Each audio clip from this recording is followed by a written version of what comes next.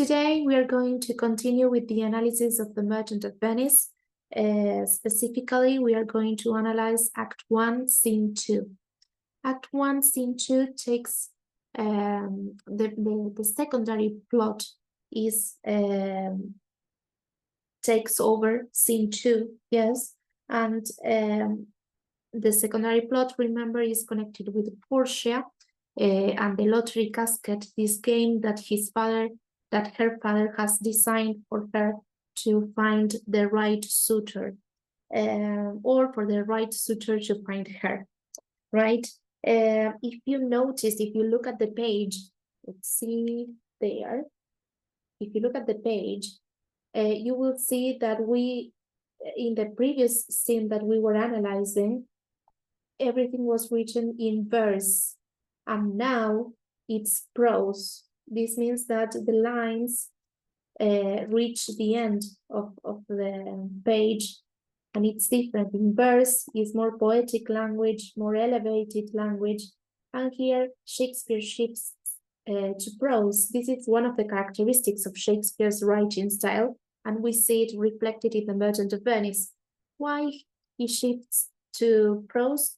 Well, because he's going to provide some comic relief, and these are some, it's a comic scene in which two women are sharing their ideas about the different suitors that are coming for Portia.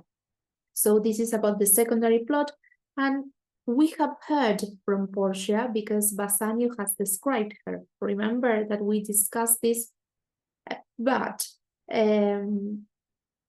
there is something that I want to say about Portia. Portia is a very strong character.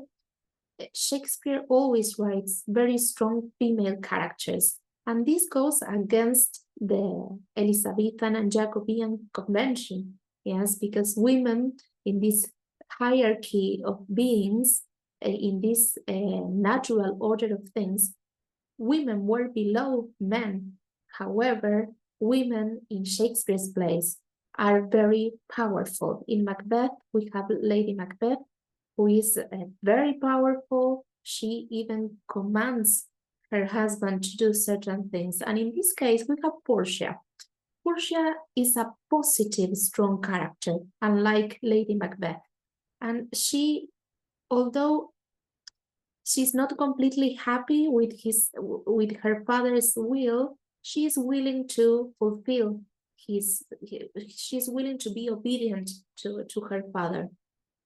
And we need to say that she has a very strong character, she's very smart, and at the end of the play, she is rewarded because of the fact that she will be obedient to her father. Yes, so we're going to listen to what happens here. It's important that we shift. I don't know if you can see it on your place. Here in the previous scenes, it's written in verse. It's more poetic language. It's structured. You see the lines that don't reach the end of the page. That's because this is verse. It's more elevated language, more poetic language. And here, notice how the words, yes, the lines reach the end of the page. This means that this is prose, and it's more everyday language, more connected with colloquial language. And Shakespeare mainly decides to use this because they are going to have a comic interaction, a funny interaction in which they will make some comments about the people that are coming to visit them. But it's interesting because here we are seeing reflected Shakespeare's writing style, which is not only iambic pentameter, but also this idea of shifting from verse to prose or prose to verse to show different things, different meanings, okay? So we're going to start with the analysis. Yes, this is Act 1, Scene 2, Belmont, the garden of Portia's house. Yes, let us listen to it, okay? Allow me to share the sound with you. well, I will share everything just in case you won't listen to it, okay? So we listen as usual, and we then analyze the words.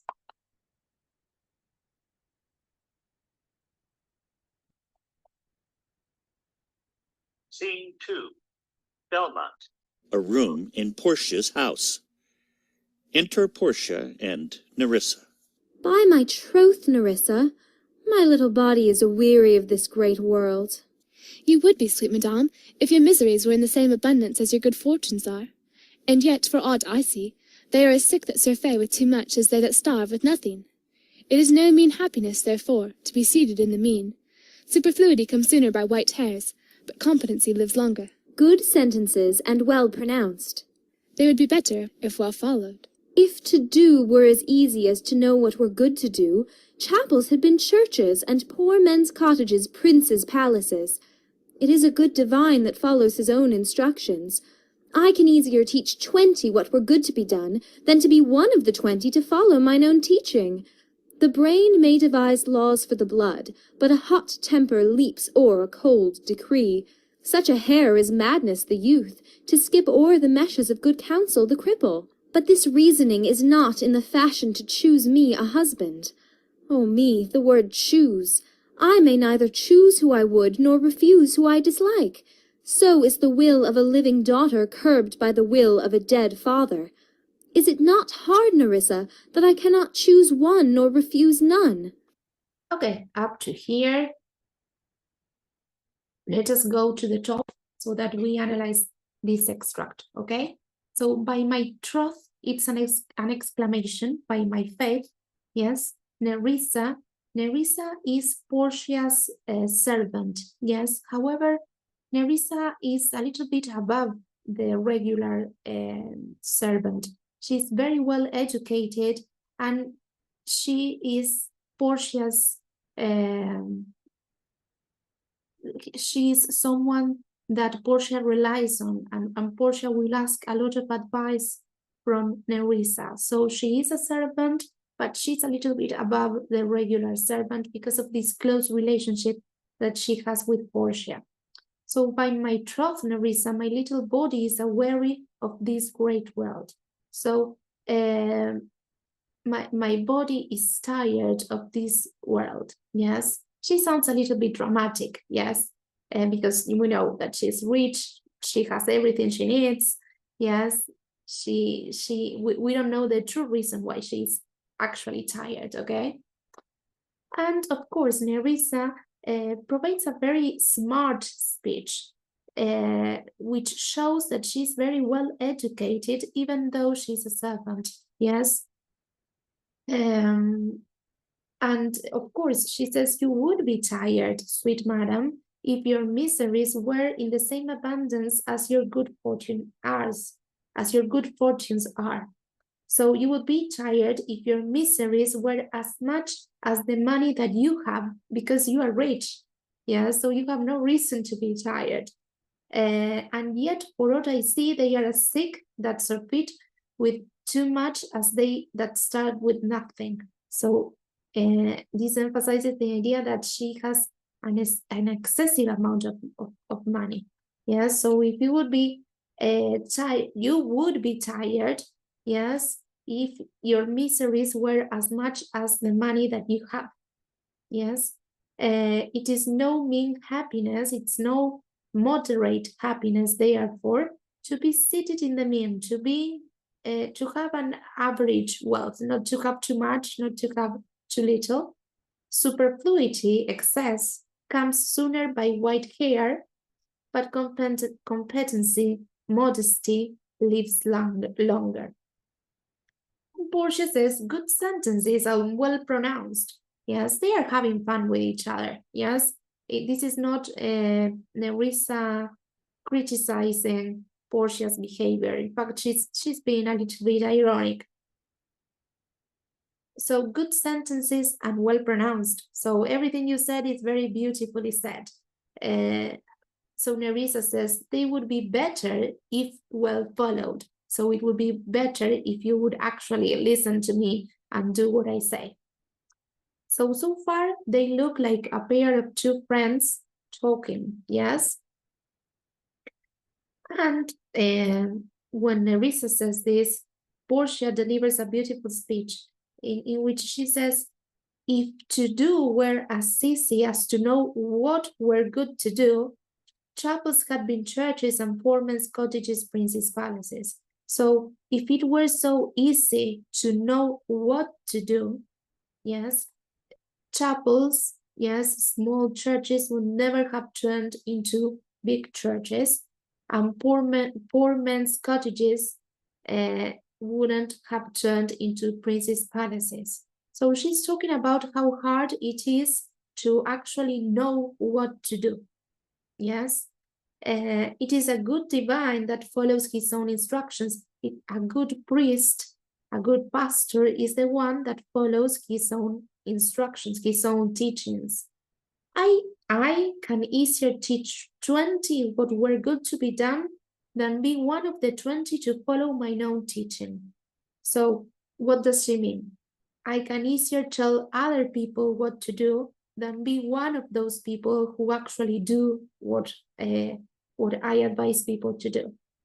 The brain may devise laws for the blood, but a hot temper leaps over a cold degree. Such a hare is madness the youth, to skip over the measures of good counsel the cripple. We're going to skip this section, but the idea is that the heart wants what it wants. And when you want something, you just ignore all the red flags. But this reasoning is not in the fashion to choose me a husband. So this way of thinking is not going to help me actually choose a husband.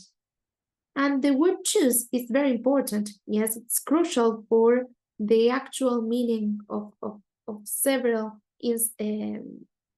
things in the play.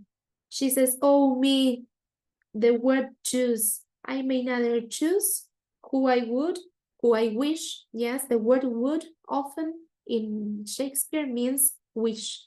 So I may neither choose who I would, who I wish, nor refuse who I dislike. So is the will of a living daughter curbed by the will of a dead father. So she exclaims this fact that she cannot choose. She has not been entitled with the right to choose a husband. Her father, who is dead, yes, has left in his will very clear instructions as to what is it that the suitors have to do, yes, and how the suitors would be selected. So his father is controlling her even from her grave, from his grave. Being dead, he's controlling his daughter's decisions. It says here, so is the will of a living daughter curbed, controlled by the will of a dead father.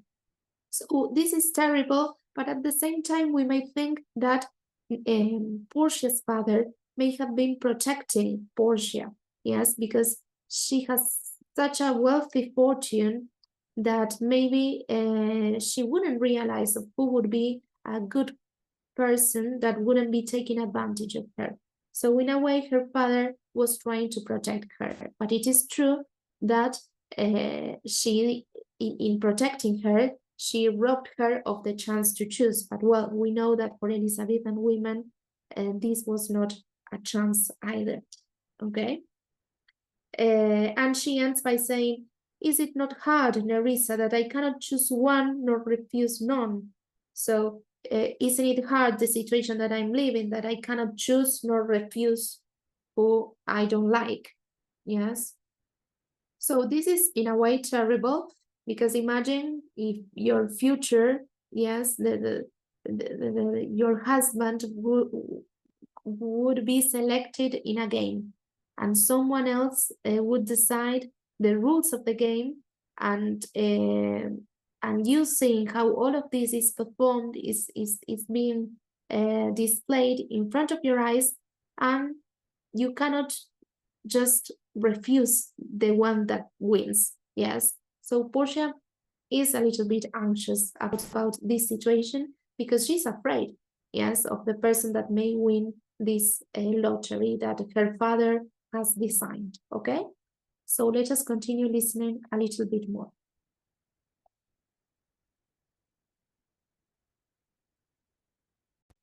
Your father was ever virtuous, and holy men at their death have good inspirations. Therefore the lottery that he hath devised in these 3 chests, of gold, silver, and lead, whereof who chooses his meaning chooses you, will no doubt never be chosen by any rightly, but one who you shall rightly love. But what warmth is there in your affection toward any of these princely suitors that are already come? I pray thee overname them, and as thou namest them I will describe them, and according to my description level at my affection. Okay, up to here, yes. And Marisa here, she intervenes by describing what was Portia's father like. She says, your father was ever virtuous, so your father was a good person. And holy men at their death have good inspiration. And good people, when they are about to die, they have good ideas. Therefore, the lottery that he has devised in these 3 chests of gold, silver, and lead, whereof who chooses his meaning chooses you, will no doubt never be chosen by any rightly but one who you shall rightly love. So here she is describing a little bit what the lottery casket is about.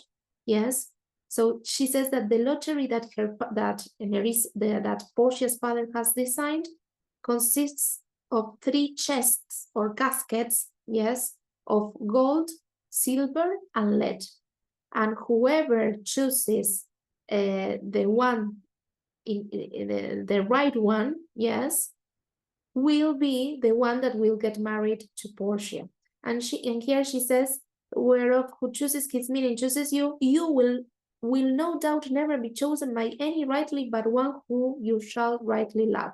So she's trying to give her hope by saying that her father was a good person and that she's sure that she has that he has devised this in a way that only the one that truly loves Portia will be the one that chooses the correct chest or casket.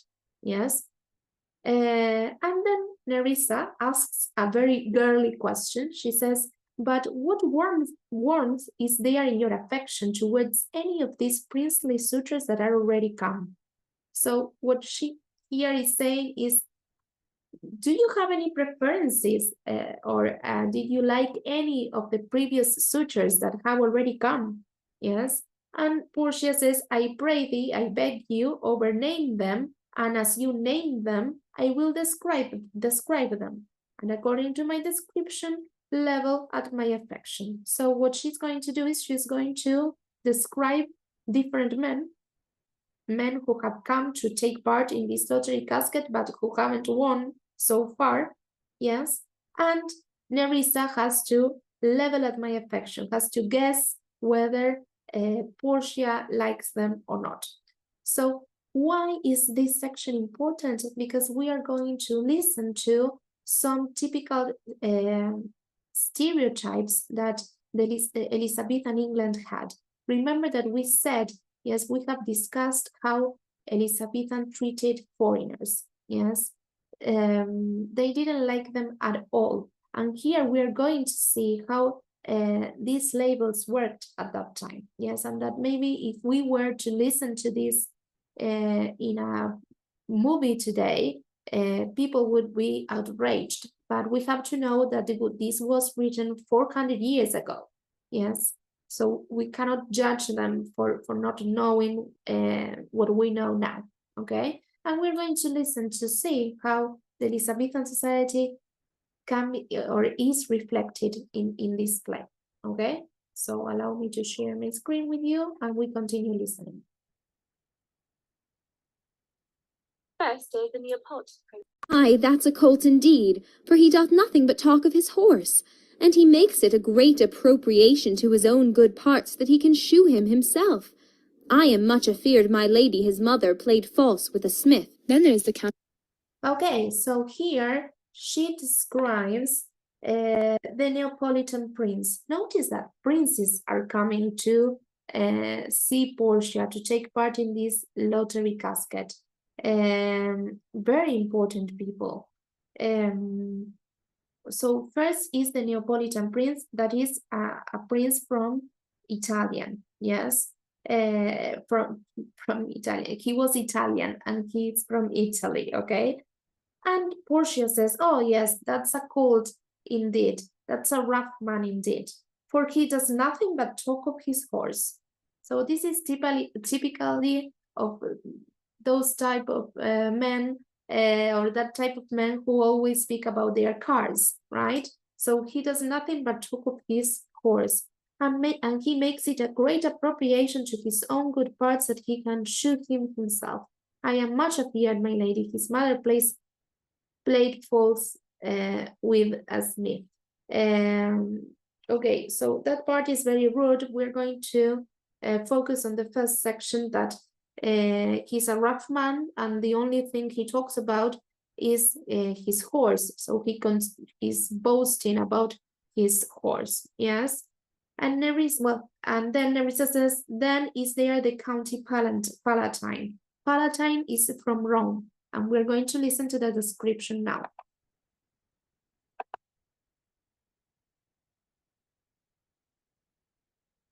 Palatine. He doth nothing but frown, as who should say, and you will not have Choose. He hears merry tales and smiles not. I fear he will prove the weeping philosopher when he grows old, being so full of unmannerly sadness in his youth. I had rather be married to a death's head with a bone in his mouth than to either of these. God defend me from these two. Okay, so here she says, he does nothing but frown, so he has a very serious face. And then, if you skip that short sentence, she says, he hears merry tales and smiles not, so I make jokes and he doesn't smile. And I fear he will prove the weeping philosopher when he grows old, being so full of unmannerly sadness in his youth. So he has a very brooding mood, very sad, sadness, a sad mood around him. I had rather be, and she says something very harsh, I had rather be married to a death's head with a bone in his mouth than to either of these. So I would rather be married to a dead man or to a savage than to any of these two. God defend me from these two. So she's very harsh, yes? Let's see what they think about the French. Yes, let's go on. How say you by the French lord, Monsieur Le Bon? God made them. And therefore let him pass for a man. In truth, I know it is a sin to be a mocker, but he hath a horse better than the Neapolitans, a better bad habit of frowning than the Count Palatine. He is every man in no man. If a throstle sing, he falls straight a capering. He will fence with his own shadow. If I should marry him, I should marry 20 husbands.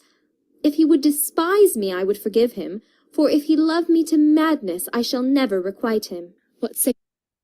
Okay, so what about the French Lord Monsieur Le Bon? Well, God made him, and therefore let him pass for a man. So he is a man, yes, but in truth, yes, I know it is a sin to be a mocker, but he and she is, of course, outraged. She says, he has a horse better than the Neapolitans, a better bad habit of frowning than the Count Palatine. He is every man in no man, so he has no personality. This is her main complaint. That's why she says, if I should marry him, I should marry 20 husbands. Yes. Let's go with the Falconbridge, who is the young Baron of England. Okay, let us listen to this description. So this is Shakespeare making a comment on the Elizabethan stereotype, of the English stereotype. Okay, let's see what they say. Are you then to Falconbridge, the young Baron of England? You know I say nothing to him, for he understands not me, nor I him. He hath neither Latin, French, nor Italian, and you will come into the court and swear that I have a poor pennyworth in the English. He is a proper man's picture, But alas, who can converse with a dumb show? How oddly he is suited! I think he bought his doublet in Italy, his round hose in France, his bonnet in Germany, and his behaviour everywhere. Okay, so apparently this Englishman is a foreigner, so he is from not only a foreigner, but someone who has been in different countries. Yes, and she says, I say nothing to him. So apparently language is a barrier because he doesn't speak English.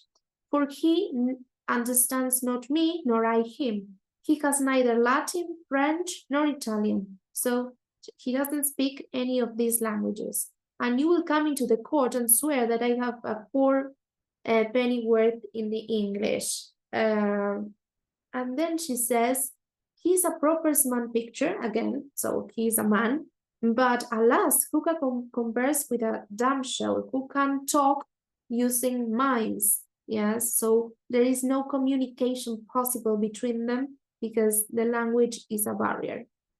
And then she comments on the way he dresses, how oddly he is suited, he is dressed. I think he bought his doublet, his jacket in Italy.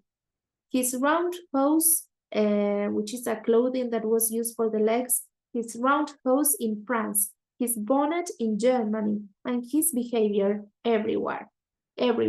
So this is an intercultural person, right? And Portia doesn't like that because Elizabethan people didn't like this at all. Yes? Let's just continue with the Scottish. Yes, she has more to say. Let's see.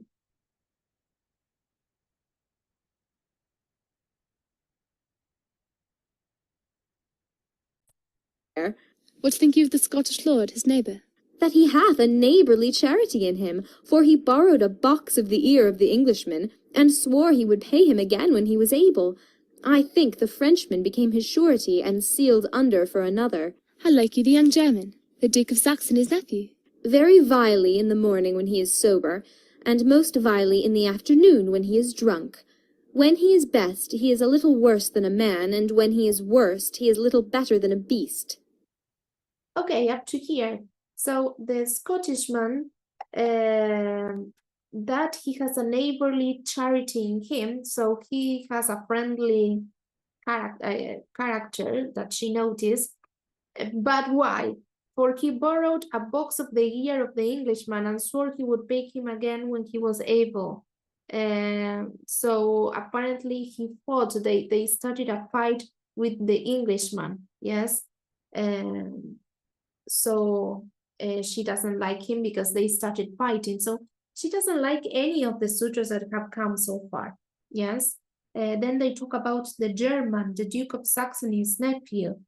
And she says very vilely, very unpleasant in the morning when he's sober, and most vilely in the afternoon when he's drunk. Yeah, so he has a drinking habit that she doesn't like. Yes, she doesn't like him when he's sober, and she doesn't like him when he is drunk. Yes. Well,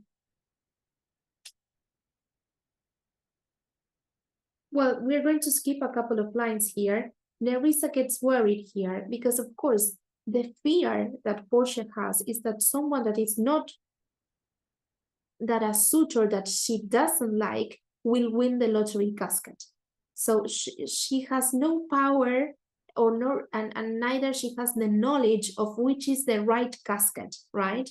And she's worried about this because she doesn't want any of these men to win or to be her husband in the future. So Nerissa says, this is line 75. If he, the German, the drunk man, if he should offer to choose and choose the right casket, you should refuse to perform your father's will if you should refuse to accept him. So here Nerissa is worried, and she says, if it happens that the German man chooses you, you can still refuse your father's will. Therefore, for fear of the worst, I pray thee, set a deep glass of greenish wine on the contrary casket, for if the devil be within and the temptation without, I know he will choose it. I I will do anything, Nerissa, ere I will be married to a sponge.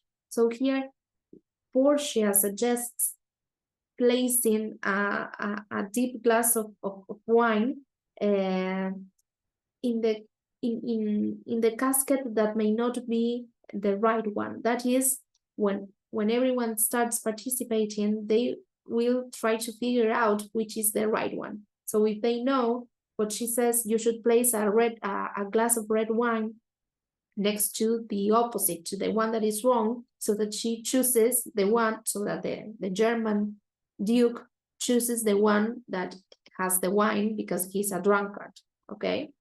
And she is really afraid, yes. You need not fear, lady, the having any of these lords, so you don't need to be afraid of any of them. They have acquainted me with their determinations, with their plans, which is indeed to return to their home and to trouble you with no more suit unless you may be won by some other sort than your father's imposition, depending on the caskets. So the suitors are willing to understand Portia's decision, yes, whichever it may be.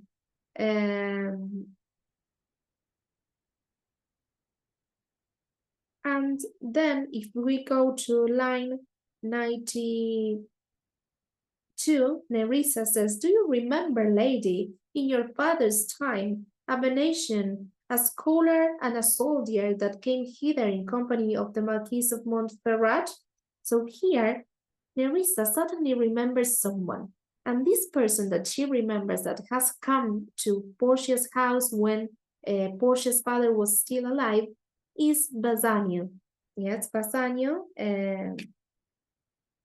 Antonio's friend, yes, who is trying to get the money so that he may come and visit Portia and take part in the lottery casket.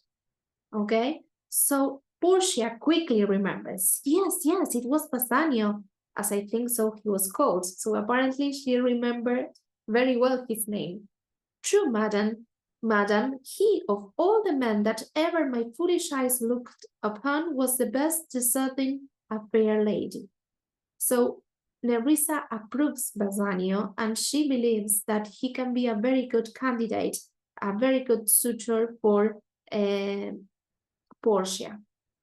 I remember him well, and I remember him worthy of thy praise. So I remember how he was, and I remember that you praised him, that you were happy about the way he was.